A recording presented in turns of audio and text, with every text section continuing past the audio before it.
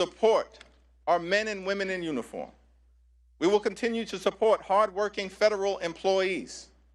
We will continue to support our law enforcement personnel. House Democrats will continue to support our air traffic controllers. We will continue to support our TSA agents. We will continue to support our civil servants who have been under attack since day one of the Trump administration. But we cannot support the Republican effort to gut the health care of the American people.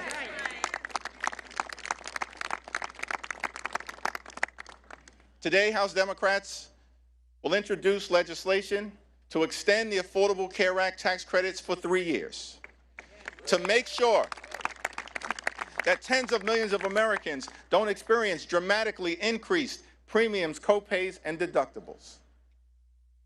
We believe that working class Americans, middle class Americans, and everyday Americans deserve the same level of certainty that Republicans always provide to the wealthy, the well-off, and the well-connected. The same level of certainty. And so we're calling upon our Republican colleagues to join us and extend the Affordable Care Act tax credits. And we will be working hard today, tomorrow, and throughout the balance of this year to make sure that those Affordable Care Act tax credits are extended. Now, Republicans control the House, the Senate, and the presidency.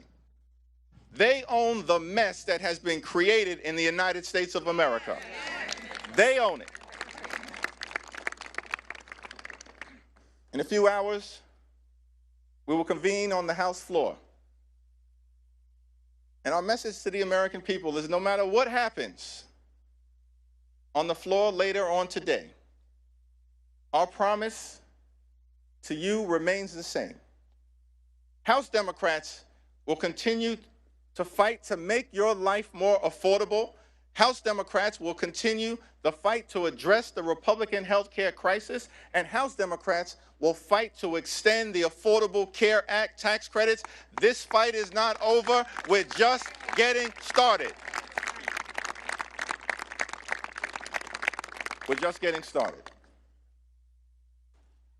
Now, among the many outrageous things that has been said during the Trump Republican shutdown, or done during the Trump Republican shutdown, the longest shutdown in American history, is that Donald Trump made the stunning claim that in his mind, he holds two titles, that he has two positions. Donald Trump says that he's both the president and the Speaker of the House. That's what Donald Trump said in the midst of him shutting down the government. And what we've seen from compliant, sycophantic Republicans, corrupt House Republicans, is they continue to go along to get along. They don't function like a separate and co-equal branch of government. From the very beginning of this presidency and all the way through this Trump shutdown, Republicans in the House have continued to act like a wholly owned subsidiary of the corrupt Trump cartel. That may be the House Republican position. For damn sure, it ain't the House Democratic position. Because we know, and what we say to the American people is that we don't work for Donald Trump. We don't work for J.D. Vance.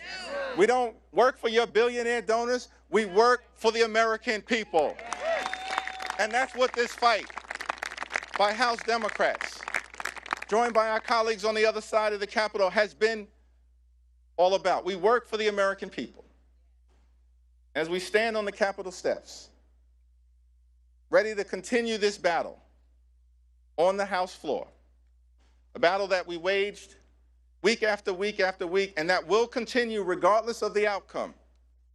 We say to the American people that we know you deserve better. You deserve much better than the chaos, the cruelty, and the corruption that you've seen.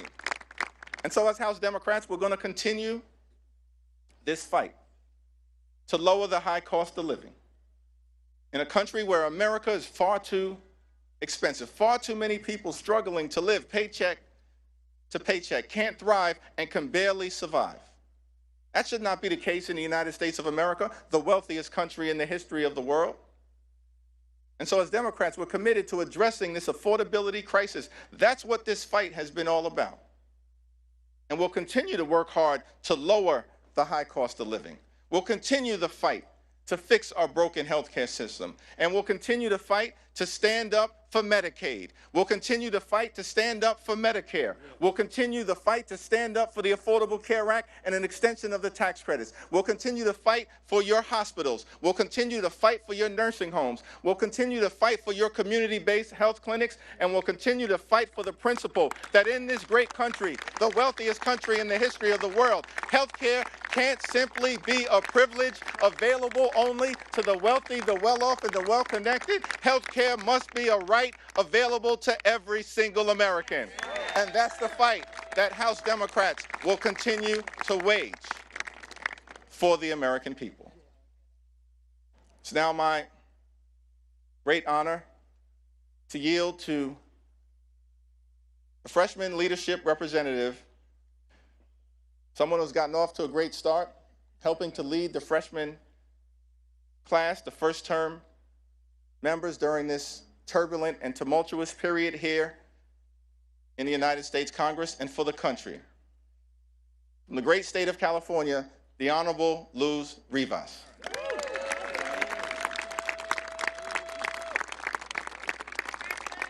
Thank you, Leader Jeffries, Whip Clark, and Chair Aguilar for your leadership. House Democrats are back in Washington, D.C., ready to vote once again to protect health care for working families across the country.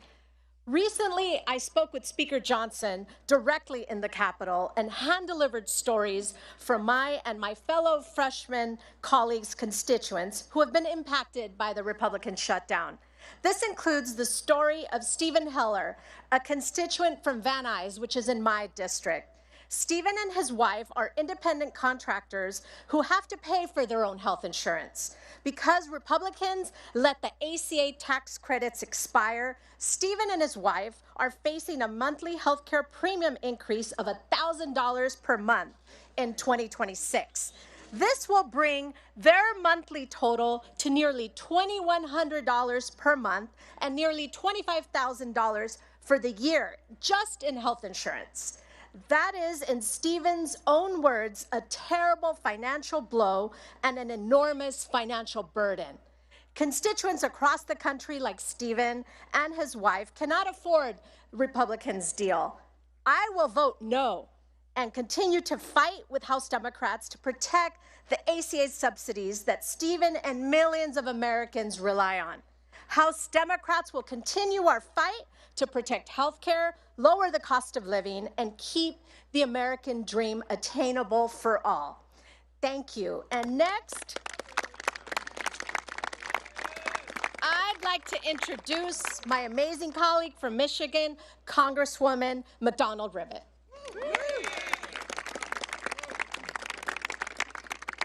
Thank you very much.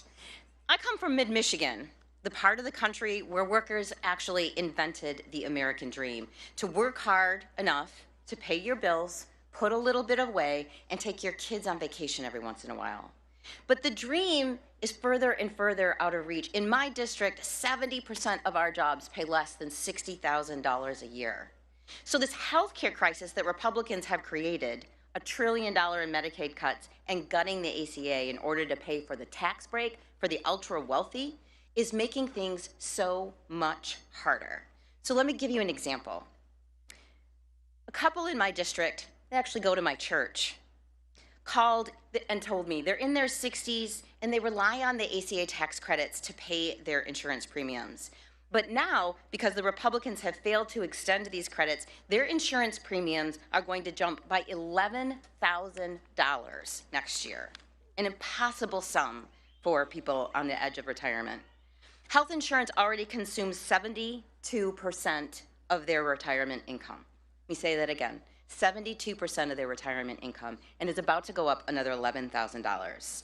That means they're facing devastating choices between doctor's visits and paying the mortgage, between cancer screenings and putting food on the table, between prescription drugs and heating their home, or even, frankly, to get insurance at all. They told me, and this is a direct quote, they are strongly considering going without coverage and taking their chances rather than continuing to pay the premium. Because here's the reality, they actually can't pay that premium.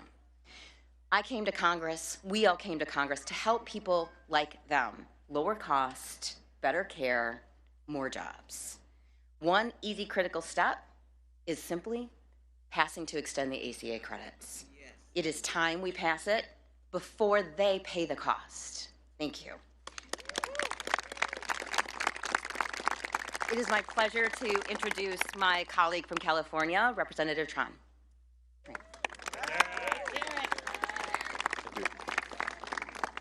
Good afternoon. I am Congressman Derek Tran, and I proudly represent Orange and LA counties in California's 45th district. Today, I want to share the story of Peter and Esther. Peter and Esther are retired and living in Orange County, California.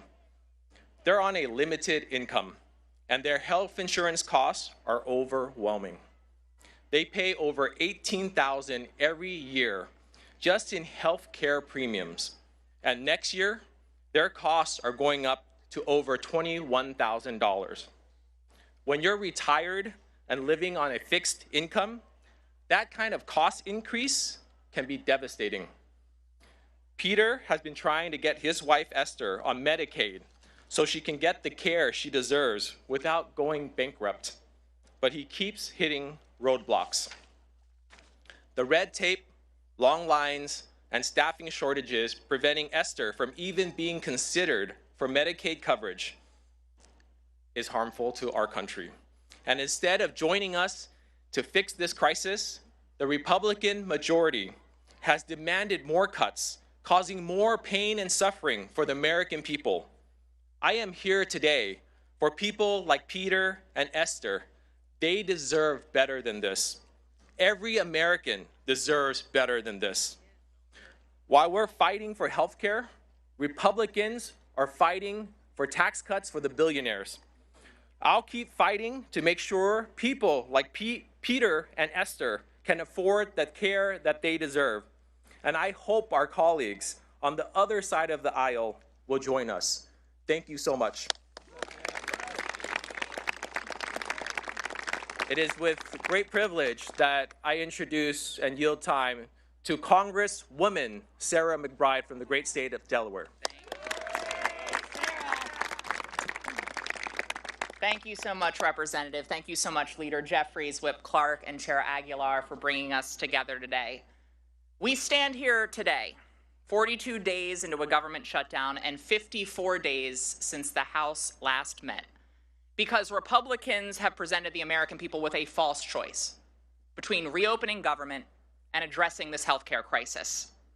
There is simply no reason why we can't do both. The only thing that has been standing in our way is Republican cruelty. Right. Republicans have played a game of chicken with food assistance, travel safety, and federal paychecks, all because they will stop at nothing to cut your health care. The only thing that congressional Republicans are more loyal to than Donald Trump is to cutting the health care of the American people. Yes. Let's be clear. This healthcare crisis is a choice by congressional Republicans and Donald Trump, who have inserted a $1 trillion bomb into the American healthcare system. And it is starting to go off. Millions right now are facing skyrocketing premiums. The largest cut to Medicaid in American history is on the horizon. Rural hospitals will close. Doctors' offices will shutter. Donald Trump loves to own things and slap his name on them. Well, he now owns the American healthcare system. It is Trump care. Millions losing coverage, that's Trump care. Americans paying more for insurance, that's Trump care. Everyone having to drive longer and take more time off work, that is Trump care.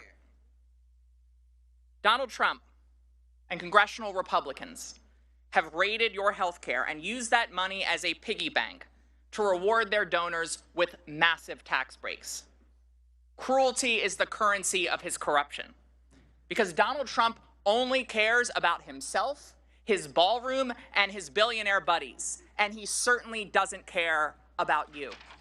House Democrats are here for everyone, whether they voted for us in the last election or not. I'm here on behalf of all of my constituents, including a family of 4 in Middletown who will see their premiums skyrocket by $10,000 next year. That's why we are all voting against this budget. And it's why we will not stop until every single American can get the health care that they need to live and thrive in America. Thank you all very much. And it is now my pleasure to introduce my friend from the great state of Alabama, Representative Shamari Figures.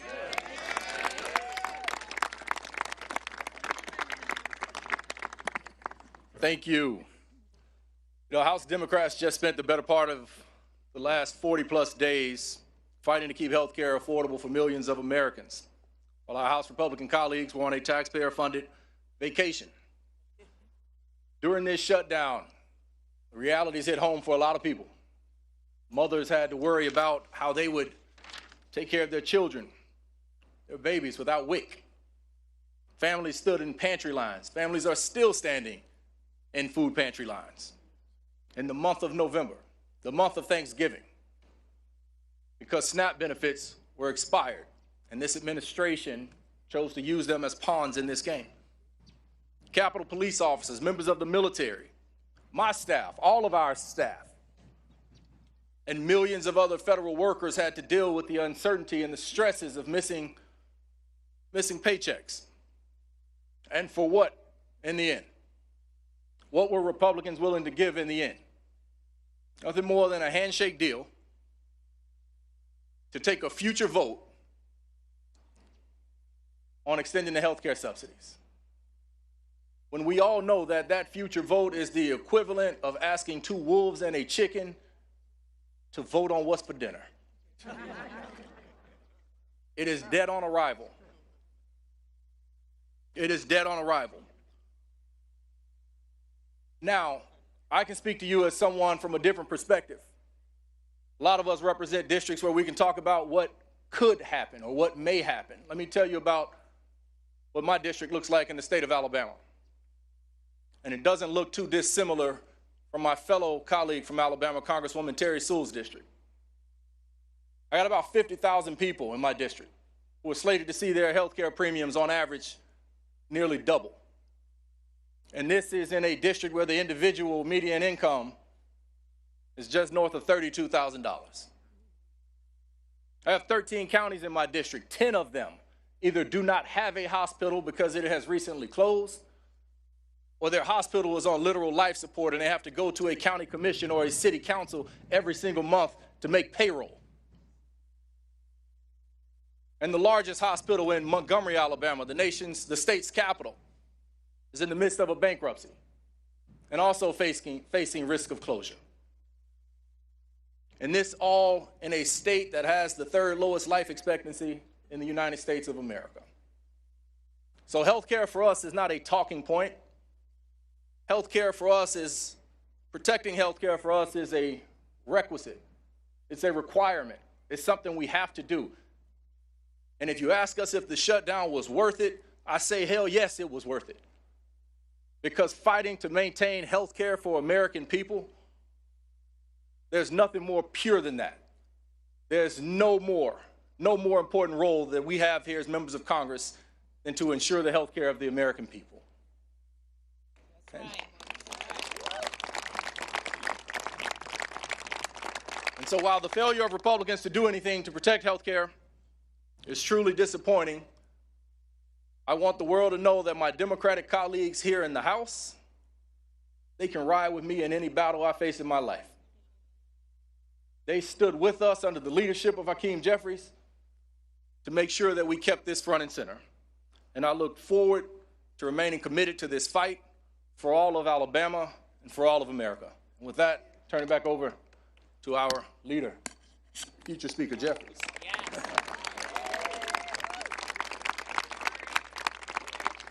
I want to thank all of our distinguished colleagues who spoke so powerfully and eloquently about the nature of this fight that we continue to wage on behalf of the American people. And these are first-term members of Congress. But they recognize that as Democrats, we stand on the shoulders of many who, decade after decade, century into century, have always fought to make life better for everyday Americans and to protect the health care and enhance the health care of the American people. That's the continuing and enduring legacy of the Democratic Party. FDR fought for it. Truman fought for it. JFK fought for it. LBJ fought for it. Carter fought for it. Clinton fought for it. Barack Obama fought for it. Biden fought for it. And no one fought harder in the House of Representatives than our Speaker Emerita, Nancy Pelosi. That's in the DNA of the Democratic Party. From FDR to Nancy Pelosi to these first-term members. And so our promise to the American people is that we are in this fight until we win this fight for all of you.